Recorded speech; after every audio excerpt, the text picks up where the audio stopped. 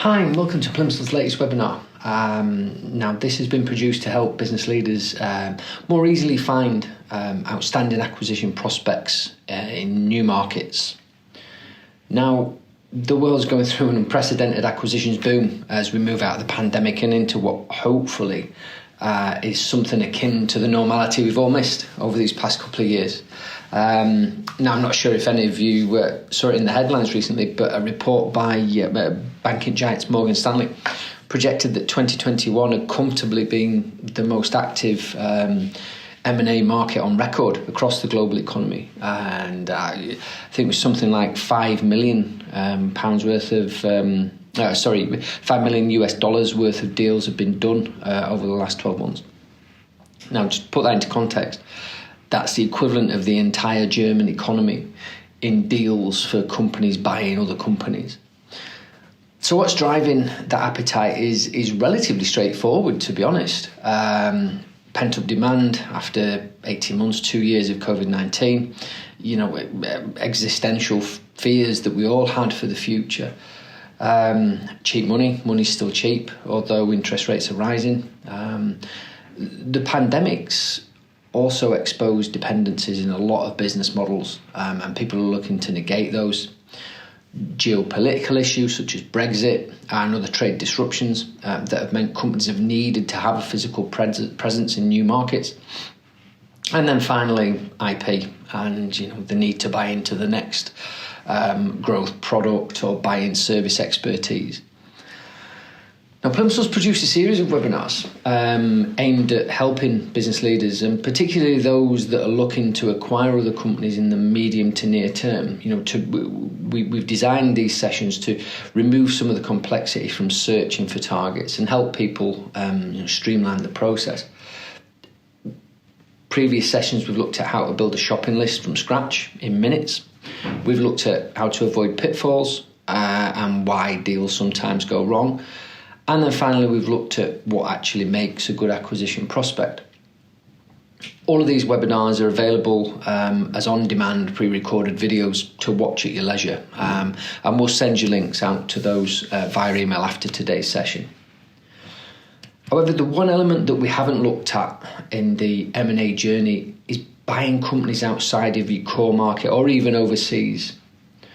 For many, M&A deals can be very linear things. They're often a like-for-like purchase of a competitor.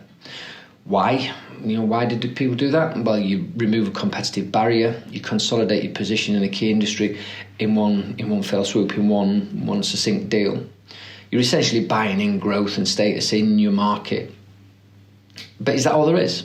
Are those the best deals? If you buy a competitor and your market's in terminal decline, you're essentially buying more of something that's getting intrinsically smaller.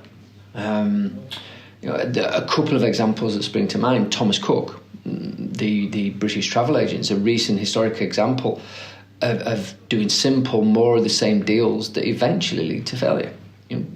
Thomas Cook had been around for hundreds of years, and it bought more and more bricks and mortar travel agents on British high streets. This was in the face of the march towards online DIY holidays, which was already well underway. Hindsight, of course, season 2020.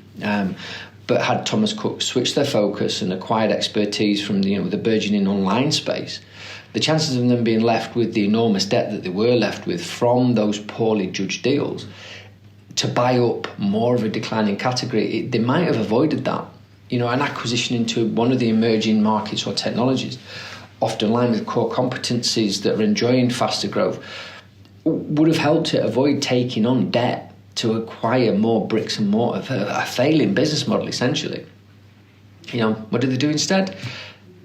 They bought My Travel, for a lot of money, and the rest, as they say, is history. There are other similar cautionary tales of misplaced faith in the current model, ill-conceived acquisitions and missed opportunities that do prove fatal. Probably the most famous example is Blockbuster Video, which is a fabled tale of missed opportunities and poor decisions.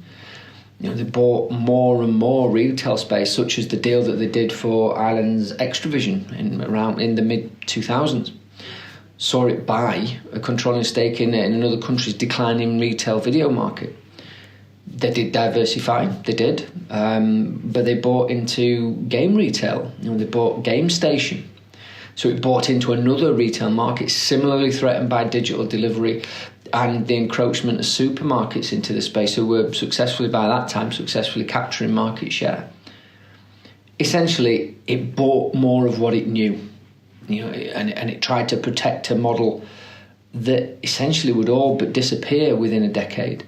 And being so wedded to that business model and capturing more and more of it, saw it turn down, this is tragic, but saw it turn down the opportunity to buy Netflix for around $50 million around September 2000. So those are just two examples of buying in more of what you do. It can be a cul-de-sac. So how does the failure of a major corporate entity influence those further down the scale? One of the most interesting things that we've seen throughout the pandemic has been how companies have woken to the fact that their focus is too narrow. They've got too many fragilities and dependencies in their business model. Doesn't matter how well you serve a market or sector, if that sector declines or it's replaced by an innovation that you haven't adequately invested in, your fortunes are tied to your market. As a result, more and more companies are now looking to diversify their offerings to remove some of those vulnerabilities. And finally, aside from staff, securing supply chains is probably the biggest post-pandemic problem facing businesses today. Corporate structures are changing, and the pandemic brought about decades of change in months, really. As a result, companies are looking to M&A to augment their offering and secure supplies, often to the detriment of their rivals. Now, Plimsoll specialises in helping companies find acquisition targets that meet their specific strategic criteria quickly, cost effectively, and without disruption to your day-to-day business model. But for now, what we want to share with you are some of the insights we've gained over the 3 decades that we've been helping, more than 40,000 companies we've helped find acquisition prospects quickly and easily. So it's not hyperbolic to suggest that looking outside of your comfort zone is probably the most important consideration for anyone considering buying another company. And that's the focus of today's session. That's what we're running this session for. So we're going to examine 5 key steps that we would recommend you need to take to make sure that you explore all the options and make the right decision. Step 1 is to identify your main objective. As we've already discussed, there are a number of reasons that companies want to make an acquisition.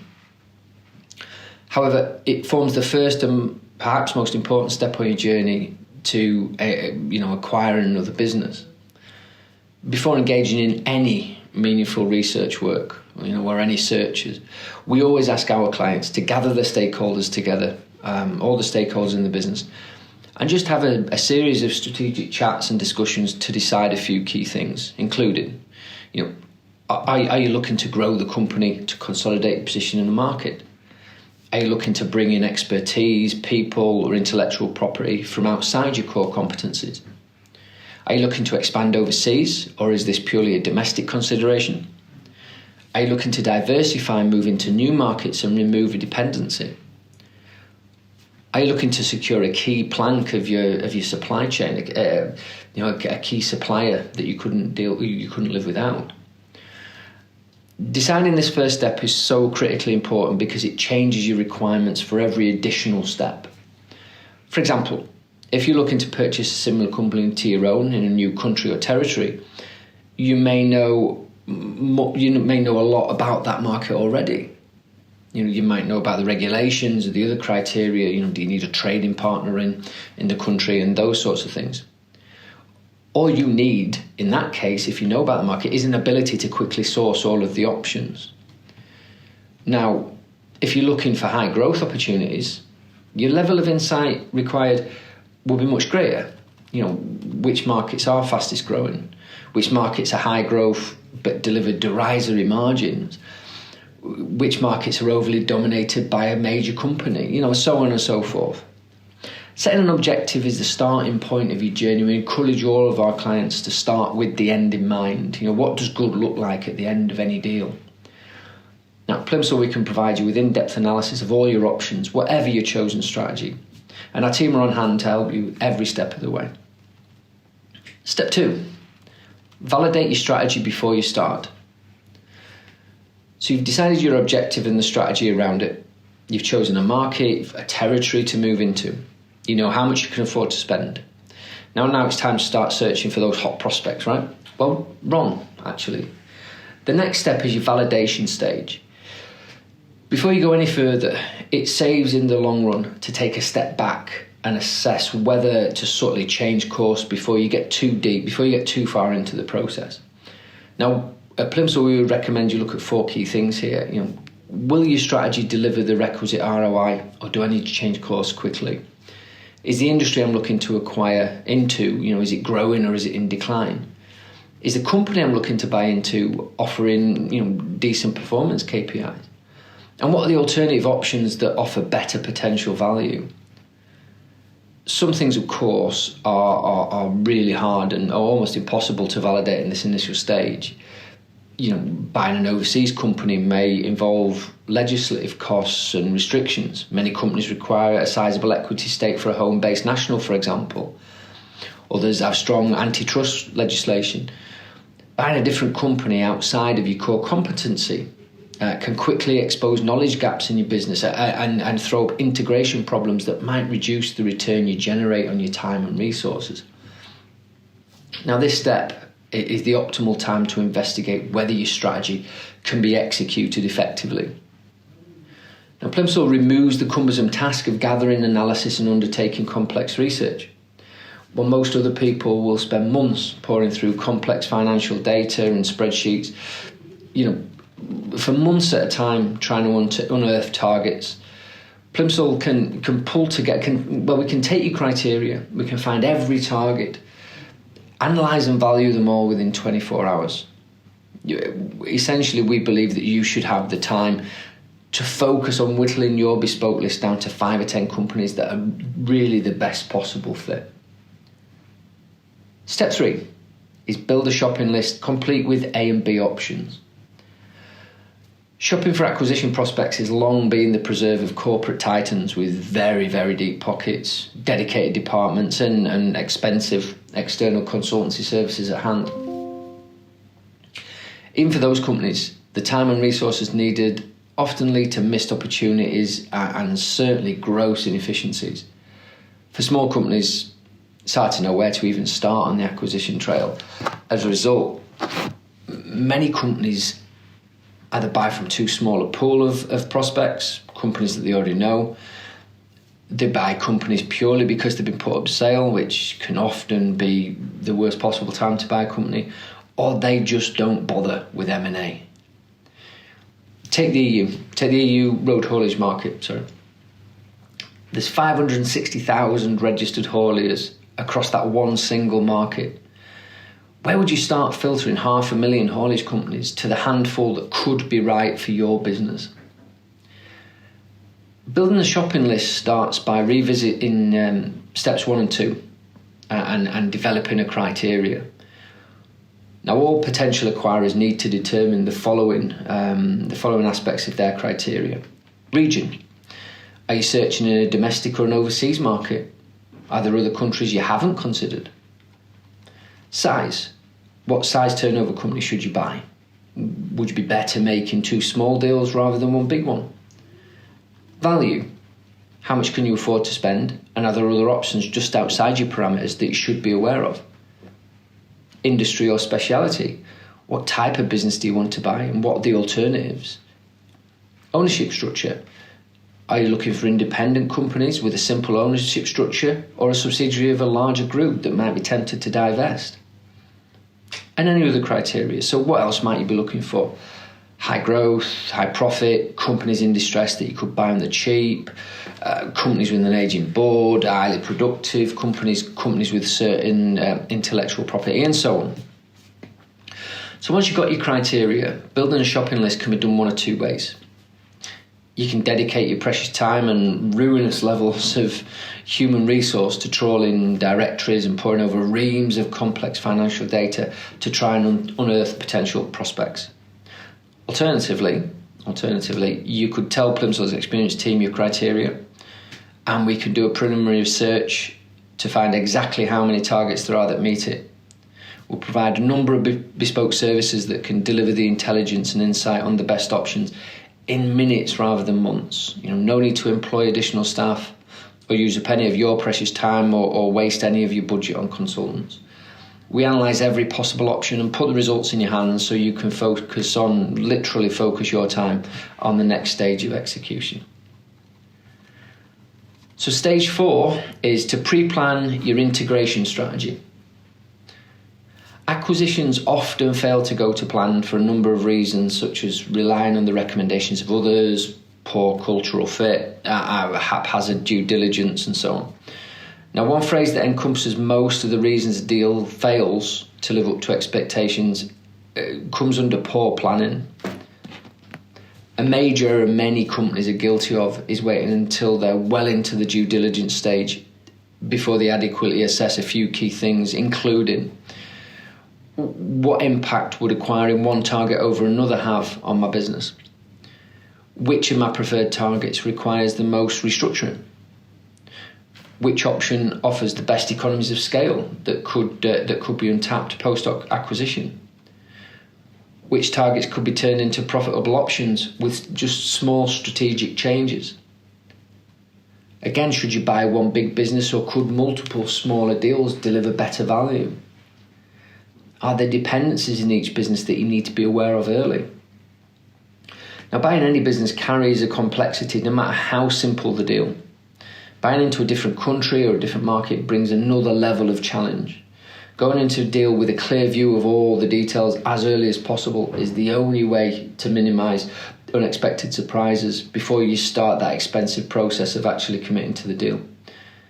Plimsoll can build you a personalised list of all the options available to you in most major markets around the world, based explicitly on your criteria.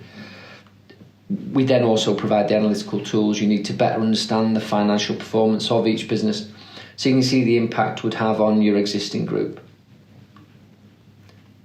Step 5 is start your approach for your preferred targets. So we've reached the final step, and if you've used Plimsoll, you've achieved this in a few hours, really. You've decided among your senior stakeholders why you want to acquire a company in another market or territory, and what you want to achieve from this exercise. You've taken the time to validate your strategy and the choices you've made based on evidence. You've built a shopping list, complete with contingencies and alternates. And finally, you've assessed the impact acquiring each target would have on your core business. So you're ready to start putting together offers and making approaches. Now, once you've reached this step, you should have narrowed all the options down to around 5 or 10. That's what we would recommend. The closest match to what you want from an acquisition. But how do you put that final list into order of preference? Who are you going to approach first? You might want a scattergun process and approach all of those on your final list. However, we suggest success is far more likely if you work through targets in a sequential order based on whatever criteria matters the most to you. So, for example, do you go for the companies with the biggest difference between the current and future value? The companies with the simplest ownership structure for the most seamless deal? The companies with the highest growth that you'd be prepared to pay a premium for? The companies from a preferred region? The companies that are the most productive that won't need much restructuring post-acquisition? Or the companies that fit, the best fit for your strategic aims? However you might want to rank your shopping list, Plimsoll can provide the interactive tools you need to be able to do it much quicker than ever before. We believe the process of building and maintaining lists of potential acquisition targets, regardless of your criteria, should be accessible to every business. It should be cost effective, and it should be manageable in minutes. So we offer several services within our analysis that allows you to filter entire industries down to 5, 10, 20 targets that match your criteria on your own. We also go right through to entirely bespoke acquisition finder services that reveal the best targets for you from around the world. The latter will see you working with our team of analysts to develop criterion and will help you evaluate a highly targeted list across industry, sector and even country. Now, an acquisition list maintained and monitored on an ongoing basis is fast becoming one of the key parts of a strong, forward-looking company's arsenal, especially as we emerge from the coronavirus. Now, I'd like to share a very quick video with you now that demonstrates how Plimsoll is reducing the key exercise of searching for acquisitions from expensive months, even years, down to effortless minutes.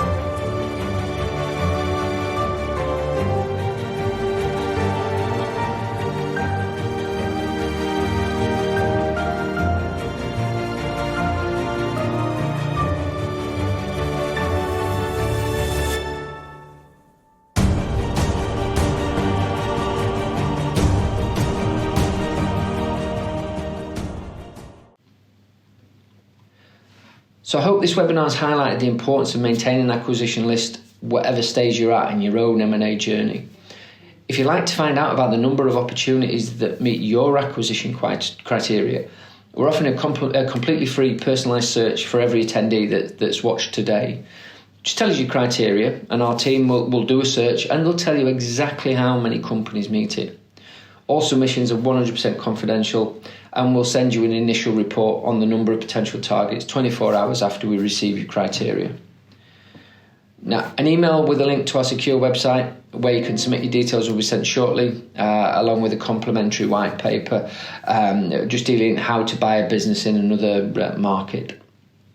If you prefer to speak to one of our specialists about building a list or any of the services that we offer, just give us a call in the UK. It's 01642 626 400 or email us at enquiries@plimsoll.co.uk. So thank you for attending today and good luck with building your own acquisitions list. Thank you.